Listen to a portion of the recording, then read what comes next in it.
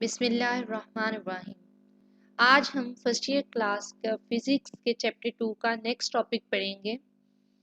इसमें हम देखेंगे कि हम वेक्टर्स को किस तरह से ऐड कर सकते हैं। Vectors can be added by two different approaches, namely graphical and analytical method. एक तो मेथड है ग्राफिकल या जिसे आप कहें ज्योमेट्रिकल मेथड, और एक है analytical method. Graphical or geometrical method for addition of vectors. In this method, vectors are added by sketching scaled diagrams. जिस तरह हम कोई भी डायग्राम बनाते हैं उस तरह से वेक्टर को ड्रॉ करके. For the graphical approach of addition of vectors we use head to tail rule. Graphical method के अंदर हमारे पास एक रूल यूज होता है वेक्टर्स को ऐड करने के लिए, जिसे कहते हैं हेड टू टेल रूल. ये एक तस्वीर है जिसमें रिप्रेजेंट करवाने की कोशिश की गई है कि हेड टू टेल रूल में किस तरह से वेक्टर्स ऐड होते हैं. अब यहाँ हम आगे पढ़ते हैं ताकि फिर हमें ये पिक क्लियर होगी.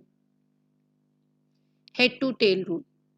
Following steps must be followed to add vectors by head to tail rule.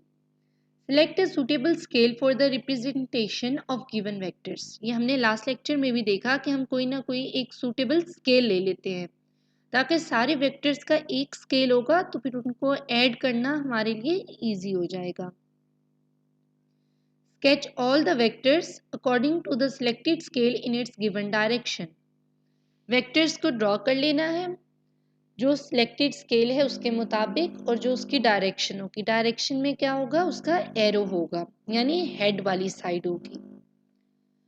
Now join the tail of the second vector. जो दूसरा वेक्टर है उसकी जो टेल है to the head of the first vector and draw its representative line according to the selected scale in the given direction and continue this process till last vector is added. Last vector के add करने तक यही process कि पहले का जो head है ए का, उधर बी की टेल, फिर बी के हेड के साथ सी की टेल, इस तरह करके लास्ट वेक्टर तक हम आ गए. उसके बाद the resultant vector is then drawn from the tail of the first vector to the head of the final vector. Tail of the first vector to the head of the final vector. इस बात को समझने की ज़रूरत है. ये एक जुमला है जो आपकी बुक में इस तरीके से लिखा गया है. हमने एक पहला वेक्टर था हमारे पास ए, जिसके हेड पे बी की टेल थी. अब लेफ्ट ओवर क्या है, ए की टेल है जो हमारे पास पीछे बच गई है. ठीक है, इस टेल के साथ ये देखो इधर, ये हमारे पास ए था, ए के हेड से बी ड्रॉ हो गया. अब हमारे पास इसकी टेल बची.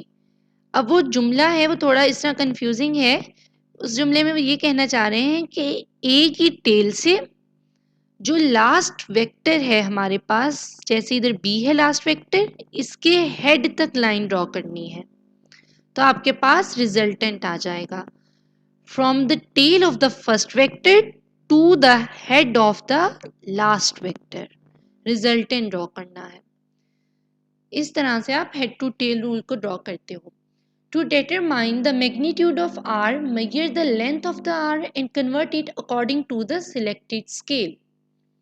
To determine the direction of R, resultant का मैग्नीट्यूड तो हमें पता है, हम उसकी लेंथ वगैरह मेजर करके, और स्केल जो सिलेक्टेड है उस जो हमने बाकी सारे वेक्टर्स का स्केल लिया था स्टार्ट में, जो हमारा फर्स्ट स्टेप था, उसमें हम कन्वर्ट कर लेंगे रिजल्टेंट वाले लेंथ को भी. तो हमारे पास रिजल्टेंट का मैग्नीट्यूड आ गया. अब डायरेक्शन का क्या तरीका है कि पॉजिटिव एक्स एक्सिस से एंटी क्लॉकवाइज डायरेक्शन में, इस तरह से ऑपोजिट एंटी क्लॉकवाइज डायरेक्शन में हम एंगल ड्रॉ करेंगे और रिजल्टेंट आर की डायरेक्शन ले लेंगे. अब अगर आपको ये कन्फ्यूजन हो कि ये डायरेक्शन किस तरह से लेते हैं, तो इसके लिए फिर आप लास्ट लेक्चर देखो, वहाँ पे हमने पढ़ा है कि वेक्टर की पॉजिटिव एक्स एक्सिस से एंटी क्लॉकवाइज डायरेक्शन किस तरह से काउंट की जाती है. रिजल्टेंट वेक्टर क्या होता है, अब हमारे पास जो फाइनल है is a single vector which has same effect as that of combined effect of all the vectors to be added. हमने ए से लेकर B C D E F जहाँ तक वेक्टर्स ऐड किए थे, उन सबका जो कंबाइंड इफेक्ट है वो सारा का सारा effect same to same effect एक सिंगल वेक्टर में है, जिसे हम रिजल्टेंट वेक्टर कह रहे हैं. ये देखो इधर भी बताया हुआ है कि डायरेक्शन किस तरह से है, एंटी क्लॉकवाइज. ये ए है, ये बी है, ए का हेड और बी की टेल, ए की टेल से लास्ट वेक्टर के हेड तक एक हमने रिजल्टेंट ड्रॉ कर लिया। अब रिजल्टेंट की डायरेक्शन किस तरह है, पॉजिटिव एक्स एक्सिस से एंटी क्लॉकवाइज एंगल, जो कि इधर हमारे पास थीटा बन रहा है। एक एग्जांपल से इसको दोबारा समझते हैं। Consider two vectors A and B drawn to same scale, उनका स्केल सेम है, making certain angles theta and theta s with the x axis respectively as shown in the figure. To add these vectors we redraw them to a common scale. उनका एक common scale ले लिया. Place them head to tail as in the steps mentioned above. जिस तरह अभी पहले मैंने बताया steps उस तरह से follow कर लें कि जो टेल होगी वेक्टर बी की वो वेक्टर ए के हेड पे आएगी, पहले वेक्टर का हेड और दूसरे वेक्टर की tell. Join the tail of the first vector with the head of the last to get the resultant vector r as shown in figure. Addition of more than two vectors. We can add any number of vectors using head to tail rule. अभी हमने दो vectors देखे a और b और साथ resultant. अगर a b से ज़्यादा हमारे पास वेक्टर्स हों तो किस तरह से रिजल्टेंट आएगा, किस तरह से एडिशन होगी।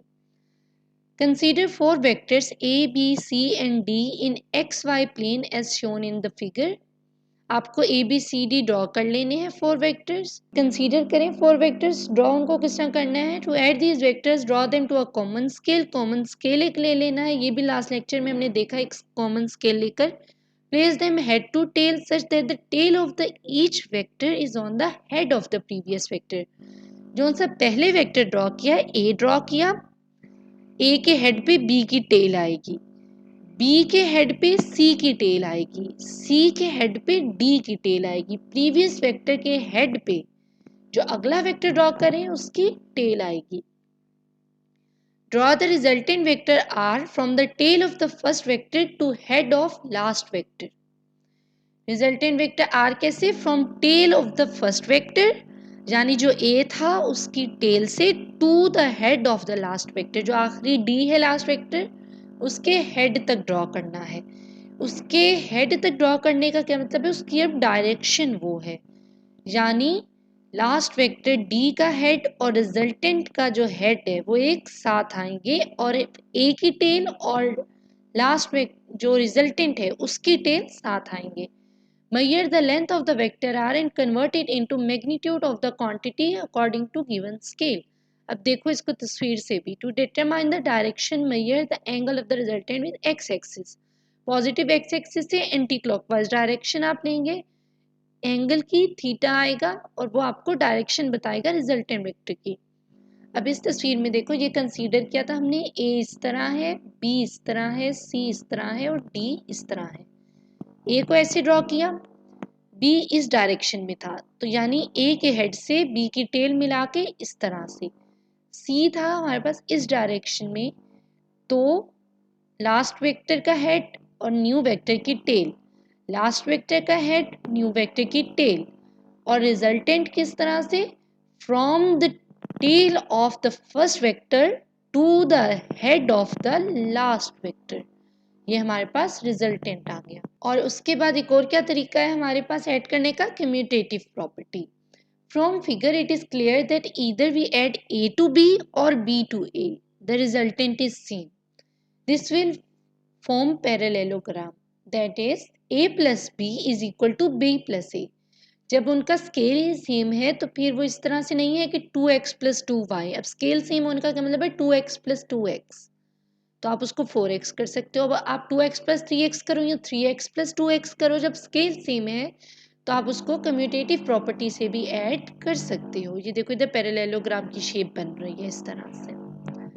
It means when vectors are added, the result is same for any order of addition. Hence, vector addition is commutative.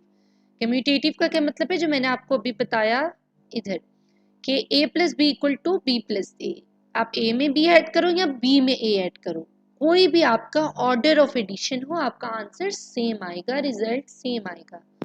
इसको कहते हैं वेक्टर एडिशन इज कम्यूटेटिव। ये था हमारा आज का लेक्चर। आई होप आपको ये टॉपिक क्लियर हुआ होगा। अगर आपकी कोई भी कंफ्यूजन है तो आप कमेंट सेक्शन में पूछ सकते हैं। वीडियो को लाइक करें, कमेंट करें, शेयर करें और चैनल को ज़रूर सब्सक्राइब करें।